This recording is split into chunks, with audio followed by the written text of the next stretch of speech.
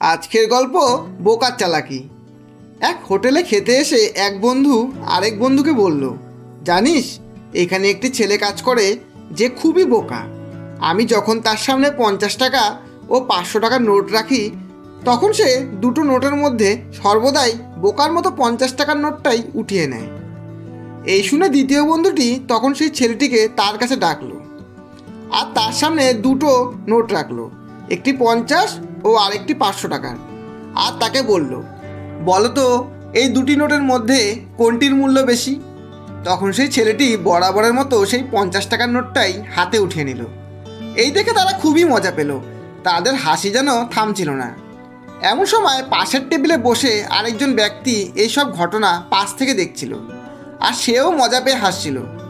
কিছুক্ষণ বাদে সেই দুজন ব্যক্তি চলে যাওয়ার পর সেই লোকটি ছেলেটিকে তার কাছে ডাকলো আর তাকে বলল, কেমন গাধা তুমি, এত বড় হয়ে গেছো এখনো তুমি 50 টাকা আর 500 টাকার মধ্যে তফাৎ বোঝো না? ছেলেটি তখন লোকটির কথা শুনে মৃদু হেসে বলল, এই লোকটি সর্বদাই কাউকে না কাউকে তার সঙ্গে নিয়ে এসে আমাকে বোকা সাজিয়ে মজা নেয়।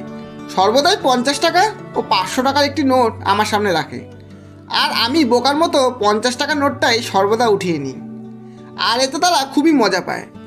আর যেদিন আমি 50 টাকার বদলে 500 টাকার নোটটা উঠিয়ে নেব সেদিনই আমার খেলা শেষ হয়ে যাবে। আর এতদিন ধরে আমি এভাবেই 50 টাকা করে 5000 টাকা বানিয়ে ফেলেছি। এবার তুমি বলো, আসলে বোকাকে আমি না সেই লোকটি? সত্যি বন্ধুরা, আমাদের জীবনটাও এই মজার খেলার মতোই। তাই সব জায়গায় বুদ্ধিমত্তার পরিচয় দেওয়া উচিত নয়। যেখানে বুদ্ধিমান সেজে আমাদের ক্ষতি হবে সেখানে বোকা সেজে থাকাটাই বুদ্ধিমানের কাজ। গল্পটি শেষ অবধি শোনার জন্য অসংখ্য ধন্যবাদ।